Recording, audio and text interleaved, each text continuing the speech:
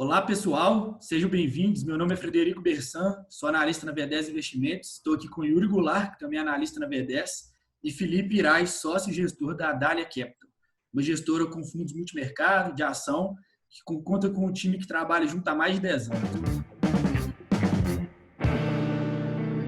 Bom, Felipe, para dar início, primeiro gostaria de agradecer a sua presença aqui conosco. Conte um pouco da sua trajetória, o que você faz hoje na Dália. Vamos lá, bom dia, boa tarde a todos. Muito obrigado, Frederico e Yuri, pelo convite para a gente participar desse bate-papo com vocês.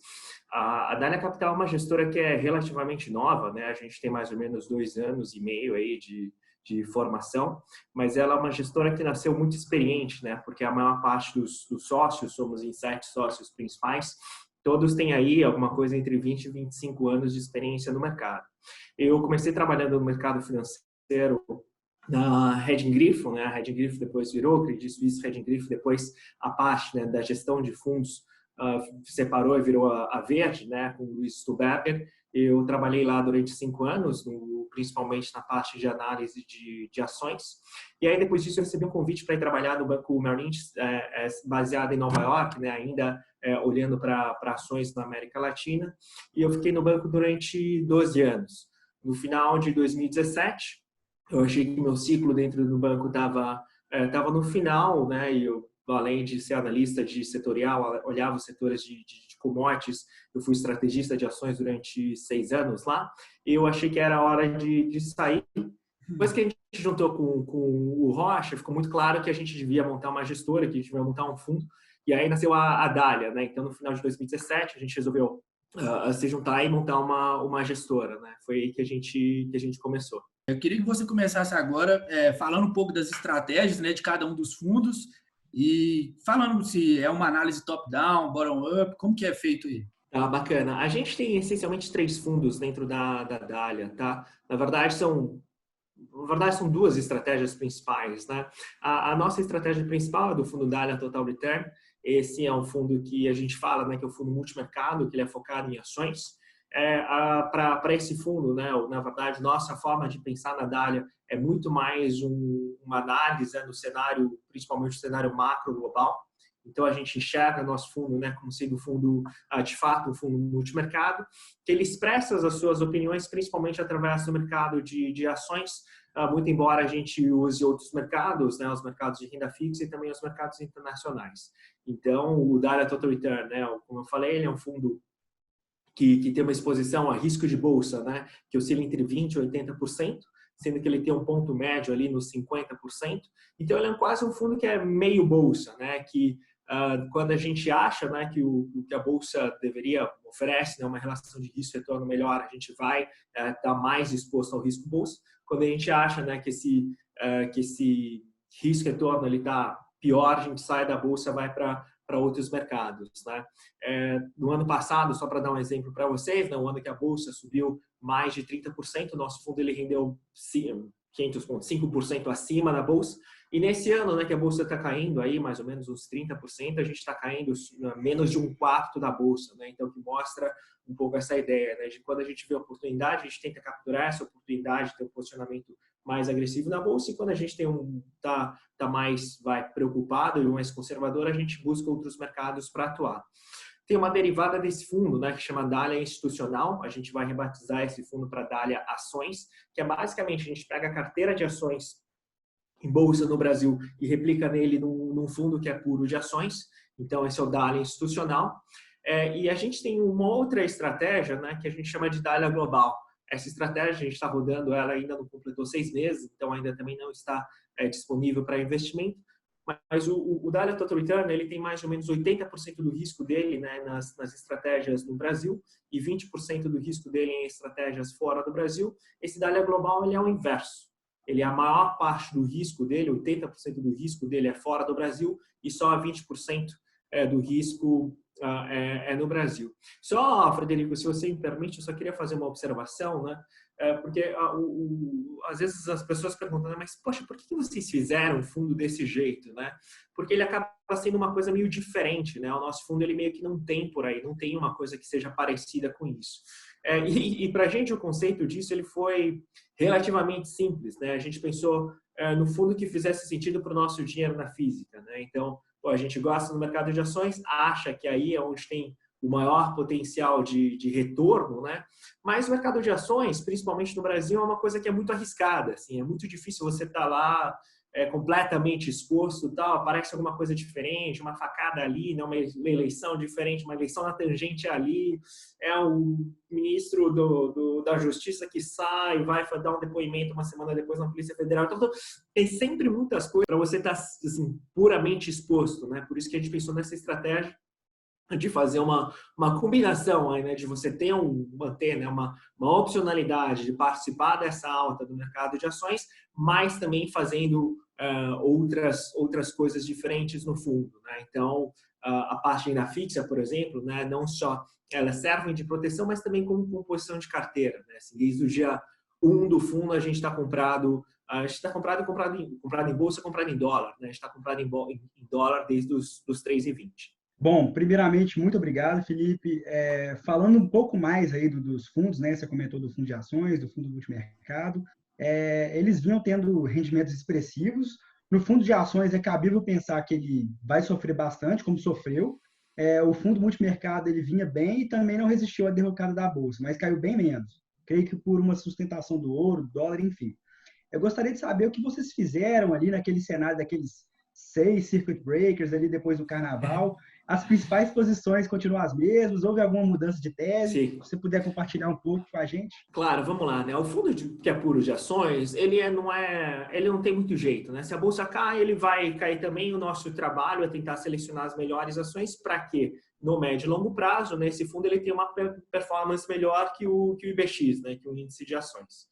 No Dahlia Total Return, é um fundo de retorno absoluto, né? Assim, a gente detesta perder dinheiro, né? Então, até a maior parte da nossa poupança, quase 100% da poupança dos sócios da Dahlia estão nos fundos da Dahlia, a maior parte, a grande maioria da nossa poupança está no Dahlia Total Return.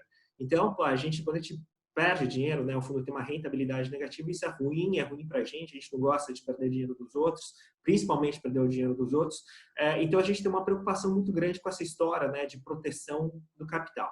Então vamos lá, né, deixa eu narrar um pouco aqui, Yuri, como que foi a evolução do nosso pensamento desde o começo do ano, que eu acho que acaba fazendo um pouco mais de sentido para contar onde que a gente estava, o que que a gente fez e onde a gente está hoje, tá? A gente virou o ano, né, de 2019 para 2020 com uma visão bastante otimista, né, para os mercados como um todo, como o mercado de ações brasileiro também. Por que aconteceu isso? Porque a gente viu uma combinação de essencialmente 2 fatores, né? Número 1, a gente tem uma tese, e aí depois a gente pode discutir um pouco mais as nossas teses, de que a taxa de juros no Brasil ela ia ficar baixa por muito tempo, porque o Brasil não ia crescer muito, tá? Então essa era uma das teses centrais que a gente tinha na nossa cabeça. Então os juros eles continuariam muito baixos. E número 2, as empresas listadas na bolsa elas estavam bem.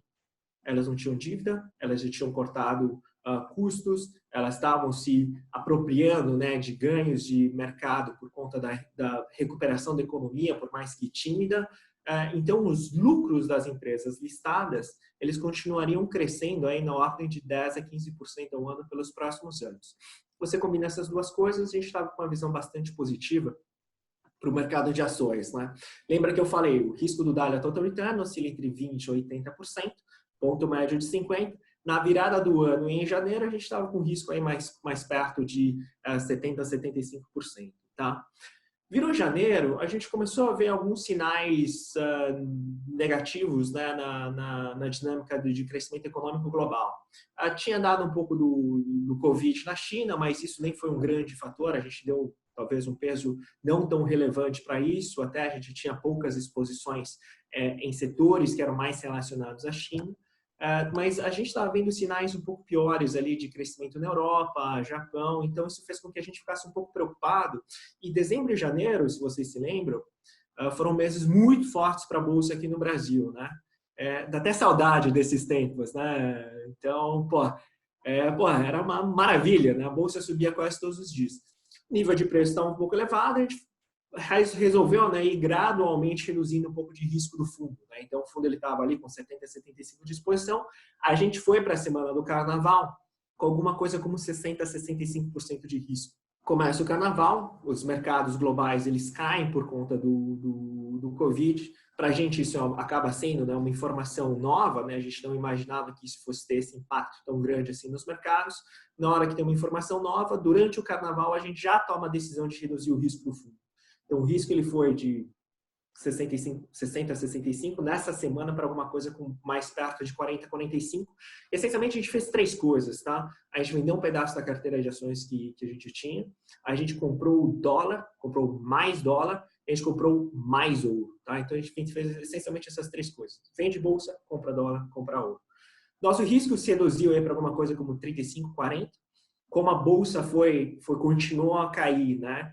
A nossa carteira tem um pouco dessa característica, né, de andar na direção do mercado, né? Se a bolsa sobe, a gente aumenta a nossa exposição, a bolsa cai, a gente reduz a nossa exposição e não o contrário, tá? Então, ficar, por exemplo, né, vendendo opções de venda, né, vender puts, é um tipo de coisa que a gente não gosta de fazer, né? O que acontece? Na hora que a bolsa cai, você aumenta a sua exposição e não reduz. A gente prefere reduzir a exposição quando a bolsa cai.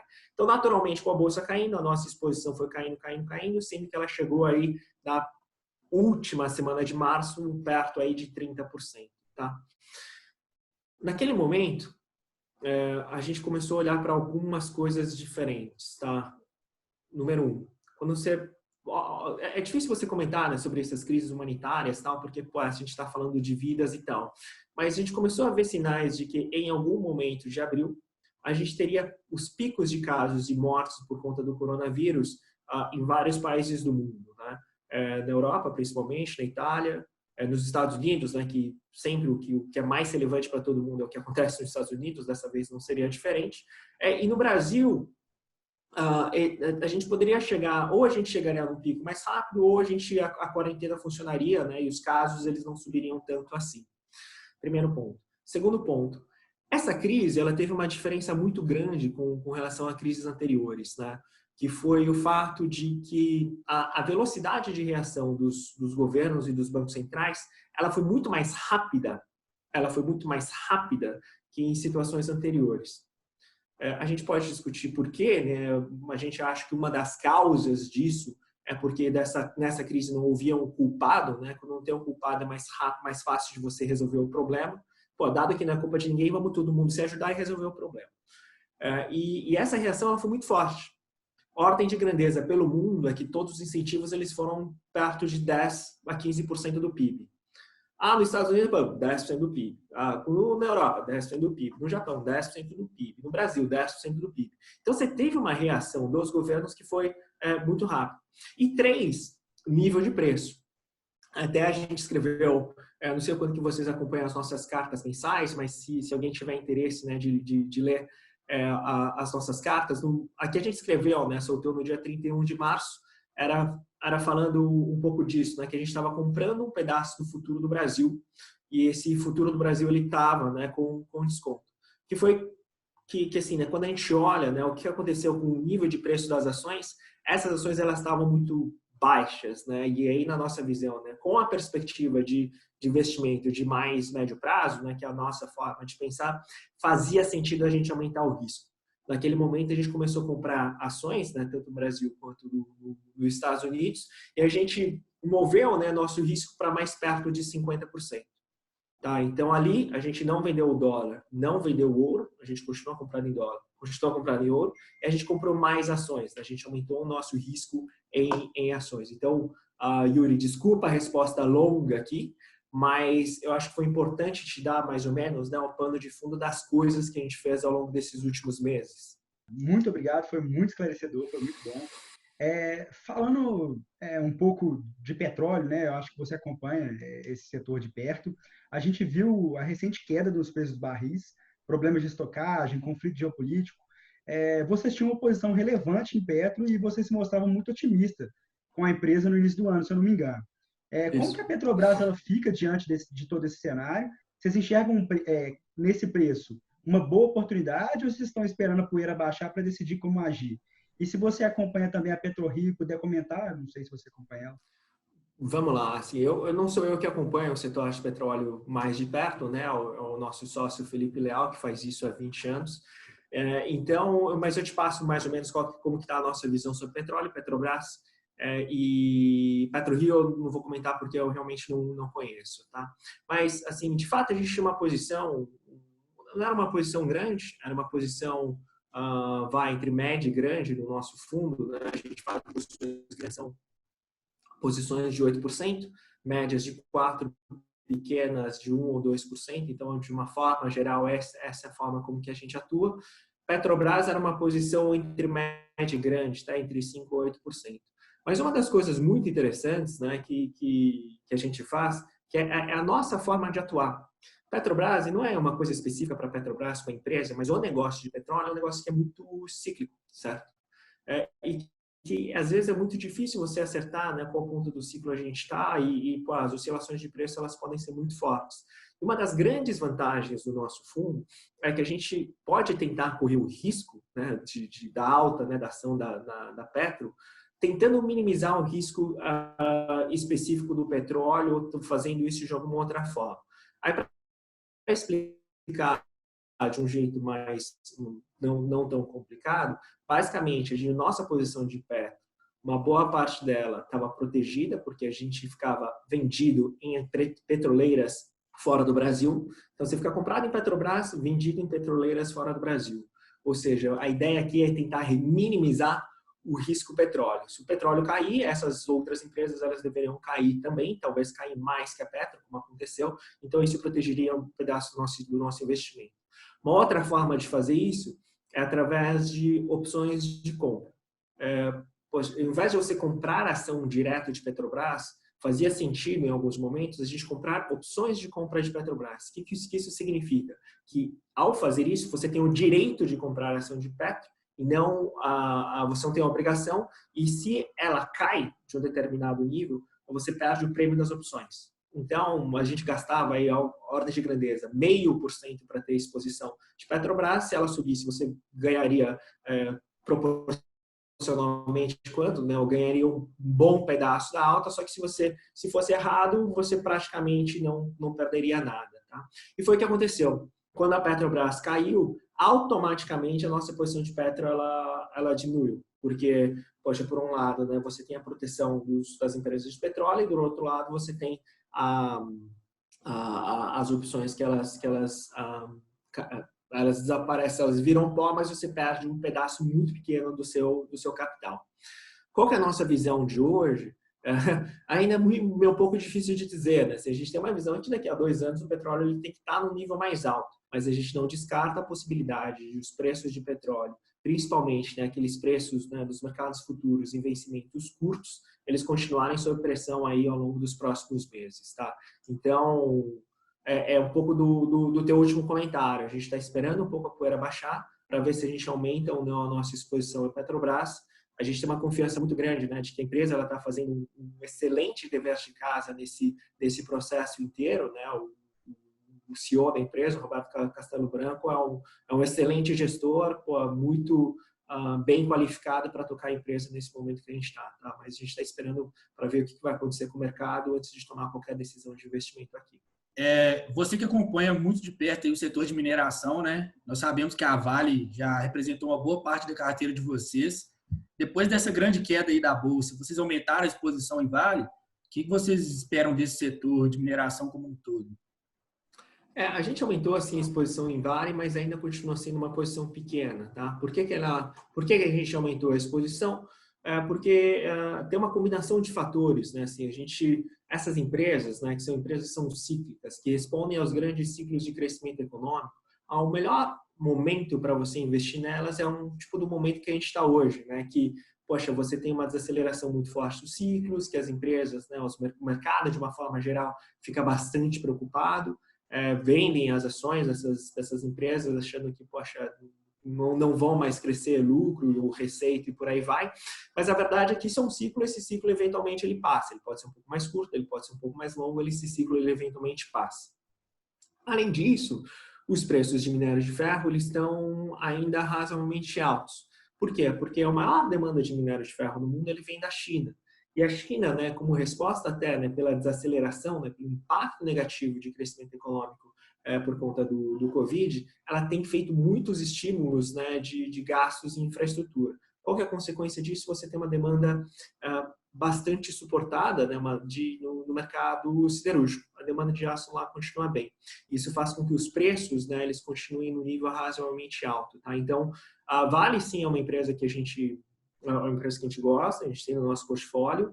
A gente não tem uma posição grande também até, né, por conta dessa história. A gente enxugou um pouco o tamanho das nossas posições e aí no mercado, apesar, né, da nossa visão positiva para o médio prazo, ele ainda tem algumas incertezas. Em as incertezas seduzindo, a gente vê espaço para aumentar a nossa posição. Você já falou que o fundo tem investimentos no exterior, né? Eu queria te perguntar quais são essas principais posições e com a retomada pós-Covid, você acha que pode acontecer mais rápido lá fora ou aqui no Brasil? Putz, eu posso ficar o resto do tempo inteiro falando sobre isso, Frederico, mas eu vou tentar ser um pouco sucinto aqui, depois se tiver perguntas a gente vai continuando. A gente não só olha no detalhe, né, Brasil, mas também a gente acompanha muito a América Latina, né? O time que veio da Merrill Lynch, a gente olhava não só o Brasil, mas olhava a América Latina como um todo, né? Então, a gente olha muito México, Peru, Chile, Colômbia e por aí vai. Então, a gente compra e opera, né, nesses mercados também. Hoje, a maior posição que a gente tem fora do Brasil é na Colômbia, por conta de um ativo específico que a gente gosta muito, tá? Uma produtora de gás, que a gente acha que é uma das empresas mais baratas na Bolsa da América Latina como um todo. Além disso, a gente tem exposições em moedas, né? A gente é comprado em dólar, também depois posso falar um pouco mais por quê. A gente tem posições em ouro e mineradoras de ouro, né? Então, não só a gente investe no ouro diretamente, mas também em mineradoras de ouro, que a gente também acha que é uma forma interessante de você conseguir exposição ao metal. E a gente compra também... Oi? Só de tempo rapidinho. Sobre as mineradoras de ouro, vocês usam pelo... Vocês têm elas pelo ETF, GTX ou... A gente faz um pouco de tudo, Yuri. A gente tem o ETF de ouro, o GLD, a gente tem o ETF, o GDX, e a gente faz também como se fosse uma seleção de algumas mineradoras de ouro, tá? Então, eu acompanho, né, o setor de mineração por 20 anos. Eu conheço algumas empresas razoavelmente bem, então é um setor que a gente se sente confortável em ter exposições específicas aí em empresas, tá? Então, a gente tem algumas posições em mineradoras de ouro, tá? Aí eu estava falando disso e a gente tem alguns ETFs de bolsa americana, tá? Então, principalmente do S&P e do Nasdaq. A gente tem esse combo aí, no geral, das nossas exposições no exterior. Um papel, né, que tem ganhado mais evidência nesse momento, com alguns gestores se posicionando, é a Cogna, né? Ela vem ganhando uma certa liquidez. É um case que vocês acompanham? Se você puder falar um pouco da companhia ou não? A gente gosta do tema secular, né, do setor de educação. Eu acho que no curto prazo, né, tem desafios que são naturais, né, ao processo que a gente tem, né, assim, seja principalmente por conta da desaceleração da economia, isso gera desemprego, é um setor que sempre tem uma correlação alta com o emprego e tudo mais, mas até por conta desses fatores a gente não tem uma exposição muito grande ao setor de educação, tá? Um setor que a gente olha, acompanha, mas não tomou a decisão de fazer nenhum grande investimento na nossa carteira. A gente viu, né, a gente tem acesso à carteira há 3 meses atrás, a gente viu que o fundo Total Return tem algumas posições a termo. Você poderia explicar um pouco para o pessoal que está nos assistindo qual que é o racional de usar esse tipo de mecanismo, se é algo frequente no fundo? Não, assim, não tem... Na verdade, essas posições a termo são coisas... Assim, a ideia não é alavancar o fundo, são coisas de situações de que, putz, a gente tem que manter uma exposição em ações e aí, enfim, por alguma operação, por uma vantagem do uso do caixa, que a gente tem também um pedaço do nosso caixa em TNB para não transformar não ter que vender um papel, a gente fez uma operação, mas assim, isso são coisas muito pontuais, não é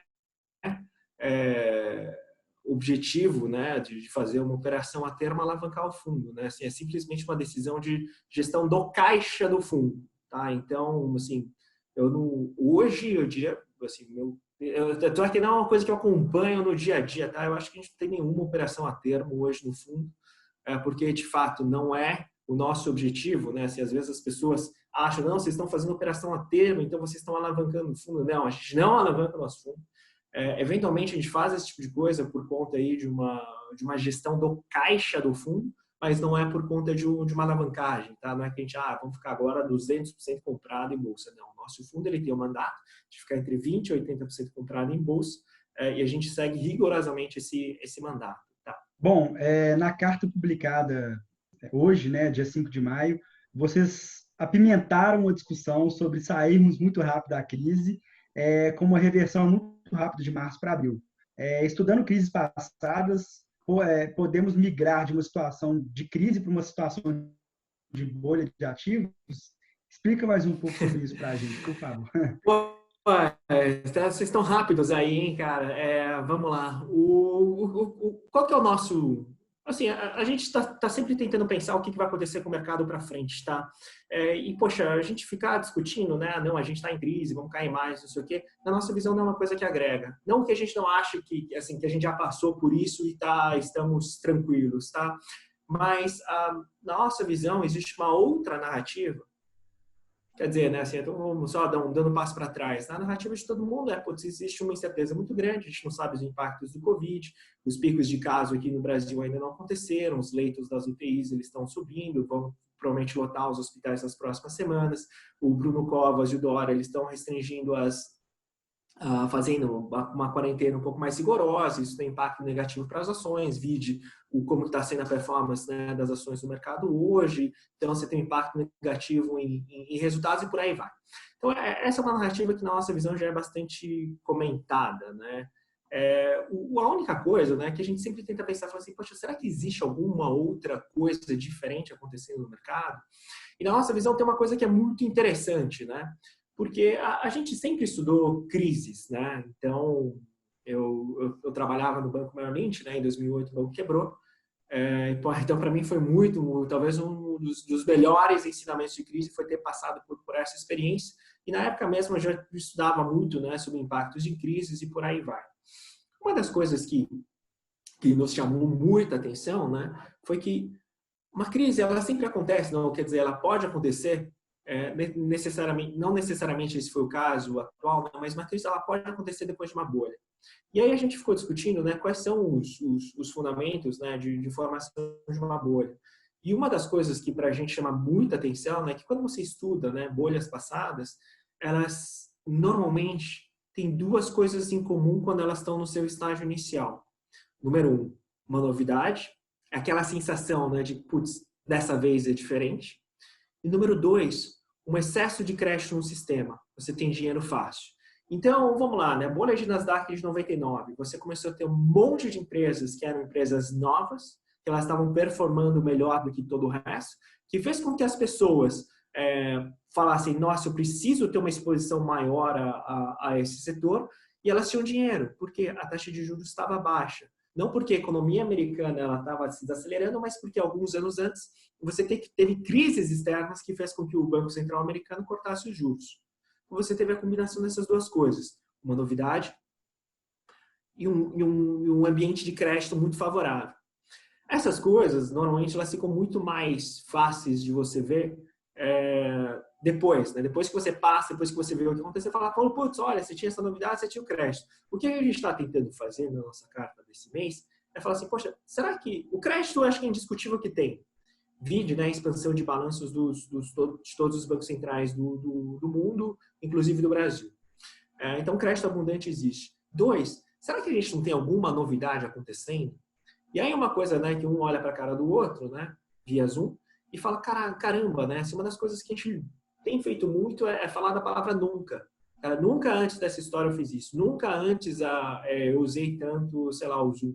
Nunca antes eu vi o Netflix. Então, assim, nunca antes a taxa de juros no Brasil estava tão baixa.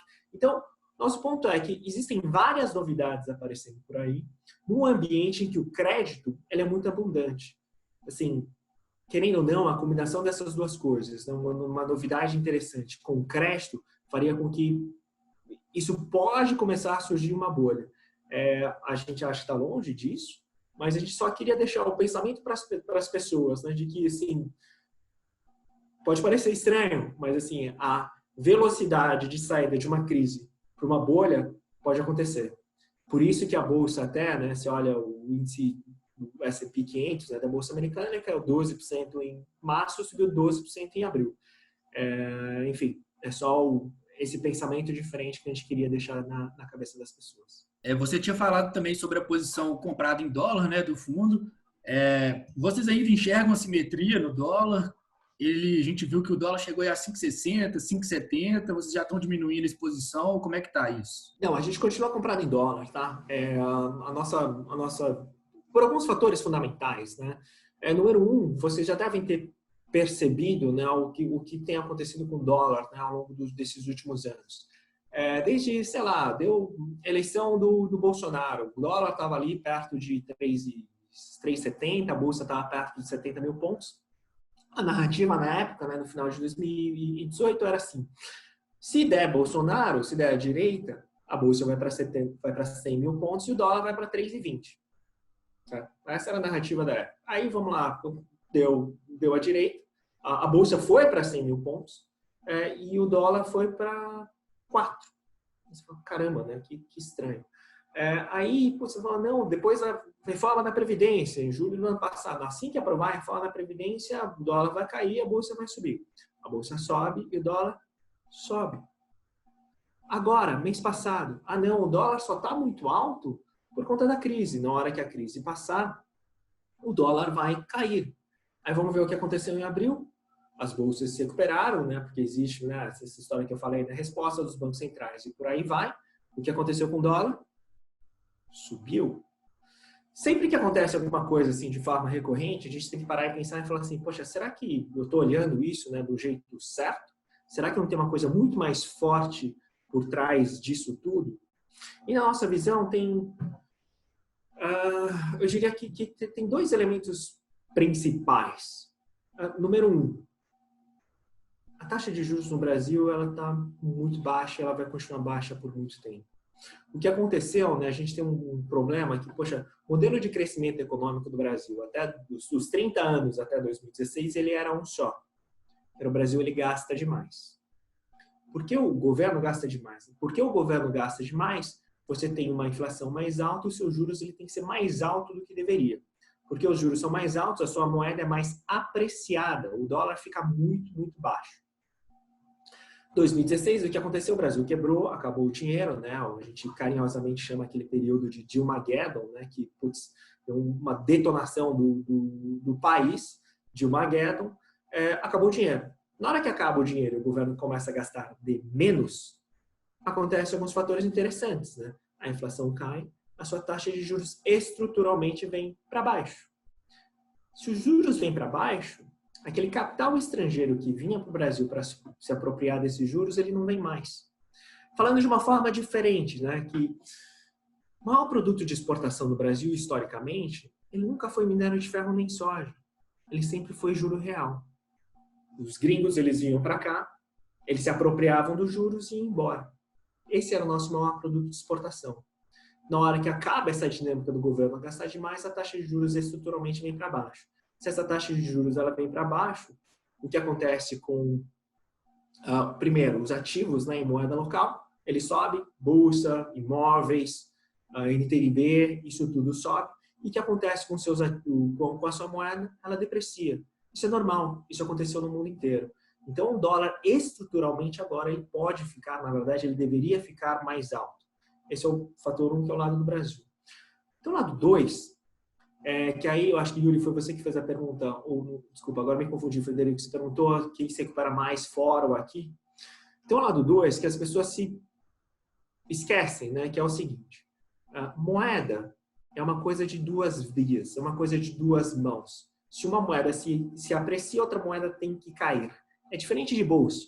Sim, se a Renner sobe, a Magalu pode subir também, o Itaú pode subir também, a Vale pode subir também. Se a Magalu sobe, a Vale não tem que cair. Então, Moeda não, moeda obrigatoriamente, se uma sobe, a outra cai. Então a gente tem que olhar, então, putz, o que está acontecendo nos Estados Unidos? Os Estados Unidos, na nossa visão, ele é a economia desenvolvida que mais vai crescer ao longo dos próximos anos, é a economia desenvolvida que vai sair mais rápida dessa crise. Tem alguns fatores que são específicos, né? Então, tipo, a velocidade de resposta do Fed foi muito mais rápida do que qualquer outro país. Hoje, até na Alemanha, estavam questionando, né, os incentivos que o governo alemão estava dando para a economia. Né? Você fala assim, caramba, né? O que acontece se isso não tiver, se você tirar os estímulos da Europa, né? Então, poxa, os Estados Unidos claramente ele está indo melhor. Só que quando a gente estuda, né? E aí a gente gosta de olhar coisas no médio e longo prazo, tá? Quando a gente estuda, né, quais são os fatores, né, que explicam o motivo, né, por que uma economia cresce mais do que a outra no médio e longo prazo, e aí eu falo isso, por que isso é relevante? Né? Porque as moedas, elas seguem crescimento econômico, países que crescem mais têm moedas mais fortes, a gente encontra basicamente 3 fatores diferentes. Né? Número 1, força das instituições. Países com instituições fortes, elas crescem mais que países que não têm essa vantagem. Pensa Coreia do Norte, Coreia do Sul, pensa Brasil, Argentina, é fácil de entender. 2, tecnologia. Países que são inovadores, né, crescem mais que os outros, né, isso a gente pode olhar do lado das empresas, que fica óbvio. E 3, eu acho que esse é um negócio que é muito subestimado, mas extremamente relevante, demografia e geografia.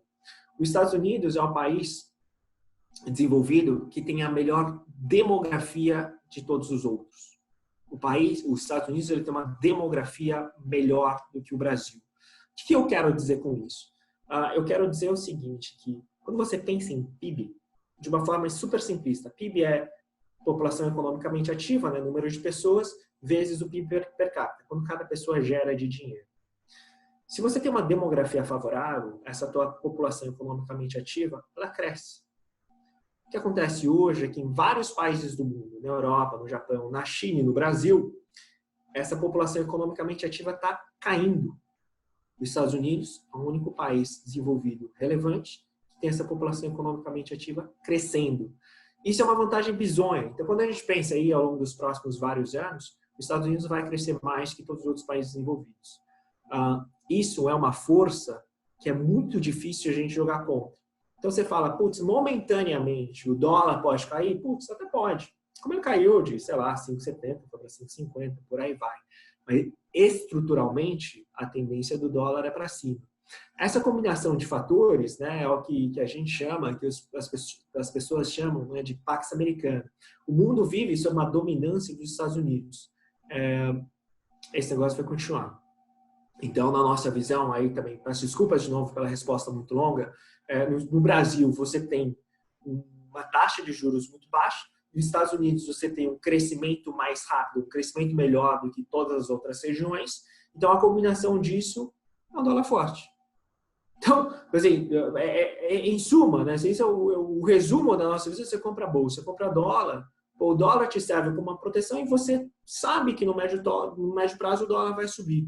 Até, Yuri, você falou da nossa carta, né? A gente comentou das lives todas que a gente viu e a gente fez. Teve no final de semana do Warren Buffett, né? E a mensagem mais clara que ele dá é nunca aposte contra a América, né? Nunca aposte contra os Estados Unidos. Na nossa visão, isso também deveria valer para a moeda. Nunca aposte contra o dólar. Compra bolsa e compra dólar. É isso que a gente faz na DARA. Bom, Felipe, muito obrigado pela aula que você deu nessa pergunta. Você falou muito de dólar, né? Nesse sentido, eu gostaria de abordar sobre a frase cunhada pelo Ray Dalio, né? O gestor do maior hedge fund do mundo, Cash is Trash. Recentemente, a gente viu uma entrevista aí do Luiz Stuhlberger, que ele mostrou uma certa preocupação em relação ao dinheiro, com essa impressão gigantesca no mundo, com dívidas ficando cada vez mais astronômicas, enfim. Ele cita que ser sócio de boas empresas é algo que pode ser uma boa saída nesse sentido. O que você pensa sobre isso? Como que você enxerga essa situação do dinheiro possivelmente perdendo seu valor, né? Assim, a gente de uma certa forma, não falo que a gente necessariamente concorda com esse comentário, mas a gente não gosta de deixar o dinheiro parado no banco, tá? mesmo que ele esteja em dólares, né? Na nossa visão, o dinheiro ele tem que tá funcionando. Obviamente, se deixar o teu dinheiro em dólar, é melhor que deixar o teu dinheiro em reais, que aliás é uma coisa que todos nós deveríamos fazer, tá? Assim, o ponto que, assim, o comentário é assim, a gente não sabe qual que vai ser o impacto final de toda essa emissão desenfreada que todos os bancos centrais no mundo estão fazendo. As coisas que a gente pensa são, primeiro, todo mundo está fazendo, então esse negócio é um jogo relativo. Lembra que eu falei, moeda é um jogo relativo. As moedas, né? Putz, os Estados Unidos está imprimindo demais, poxa, mas a Europa também está imprimindo, o Japão também está imprimindo. Pô, é uma competição por quem imprime mais, então é um negócio que é meio complicado. Número 2, os Estados Unidos têm uma grande vantagem. Putz, Frederico, Yuri, te pergunto, né? Se forem viajar para, sei lá, para o Sudeste Asiático, vamos supor, você está preocupado que o cartão de crédito não vai funcionar. O que você faz? O que vocês fazem? Vocês vão levar reais na carteira?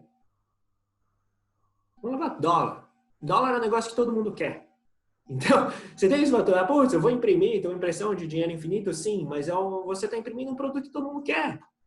Não é uma coisa, estou imprimindo real, né? Assim, quem quer real? Real é um jogo nosso aqui, né? Pô, a gente que vai comprar real. Mas, pô, quem compra os Estados Unidos? O mundo inteiro compra os Estados Unidos. Estão preocupados? Sim, estamos preocupados, mas, pô, pelo menos esse é o único país do mundo que tem o direito de ter uma máquina, né, de impressão de dinheiro infinito. A partir dali, né, quando a gente começa a olhar, né, assim, qual que é melhor você ter dinheiros, né, no banco ou é melhor você ter outros ativos? Esse é um dos motivos porque a gente tem ouro, tá? Porque quando você olha, né, putz, se o dinheiro do mundo perder valor, ativos reais vão ter mais valor. Ativos reais são o quê? Putz, são imóveis, são ações, são empresas, são commodities, é o ouro. Então, na nossa visão, faz sentido ter também um pouco de ouro na nossa carteira. Quer dizer que a gente acha, né, que o mundo, assim, o dinheiro como todo, ele vai acabar? Putz, não. Quer dizer que a gente acha que a gente consegue, né, ter ativos que são interessantes, com fundamentos interessantes, que podem nos dar, né, um conforto de que a gente não precisa ficar preocupado a toda hora ou tentando acertar esse negócio que não, o dinheiro no mundo ele vai acabar. Não sei se vai acabar. Putz, eu acho difícil, né? Eu acho difícil o dinheiro acabar, eu acho difícil o mundo sair do padrão dólar. Então, enfim, mas a gente tem esses outros ativos, né, que de uma certa forma nos ajudam a proteger a carteira numa situação como essa. Para finalizar, eu gostaria de te perguntar um livro do mercado financeiro que te marcou, que você acha que pode agregar as pessoas que vão nos assistir. Um livro? Tem vários livros, né? Nas nossas cartas a gente sempre fala dos livros que a gente está lendo, que a gente gosta, que a gente reflete, que a gente comenta e por aí vai. Deixa eu pensar aqui. Para mim, um livro que eu particularmente gostei muito foi o Moneyball, né, do Michael Lewis, que até a gente comenta numa dessas cartas falando isso, que ele fala, né, conta a história, né, de um diretor, né, de uma equipe de beisebol dos Estados Unidos, que ele basicamente revolucionou a forma, né, como eles contratavam jogadores, usando uma técnica que é muito avançada, que é você olhar estatísticas. Que antes todo mundo fazia isso pelo cheiro e de repente todo mundo começou a fazer isso olhando estatísticas, né? Poxa, pra gente esse é um negócio que é bastante interessante, porque essa é uma das formas que a gente pensa na Dália, né? Assim, ok, a gente gosta disso, gosta daquele ativo e tal, mas o que os números falam, né? A gente gosta dessa empresa, o que os números falam? Ou a empresa vai crescer tudo isso, que de fato isso aconteceu? Ou esse ativo dentro do nosso portfólio, né, ele complementa o nosso portfólio, ele melhora a nossa relação de risco-retorno? Então, poxa, eu acho que a gente tem, né, dentro da Dália, né, uma preocupação, né, de estar sempre validando as nossas teses, e tem também um componente quantitativo, né, da nossa forma de pensar. Então, eu acho que até esse é um negócio interessante por conta disso. Bom, estamos ficando por aqui. Gostaria de te agradecer mais uma vez, Felipe, pela sua presença, pela disponibilidade de a gente estar conversando com a gente e que a Dália consiga realizar um brilhante trabalho aí pelos próximos anos. Gostaria de agradecer também todo mundo que nos assistiram. Muito obrigado, foi muito bacana, foi muito enriquecedor. Sucesso para você e todo mundo lá na Dália. Obrigado pelo apoio. Se vocês precisarem de alguma coisa do nosso lado, estamos à disposição. Só entrar em contato com a gente. Quem puder, se inscreve lá no nosso Instagram, Dália Capital. E a gente está sempre colocando updates lá e podem entrar em contato com a gente por lá também.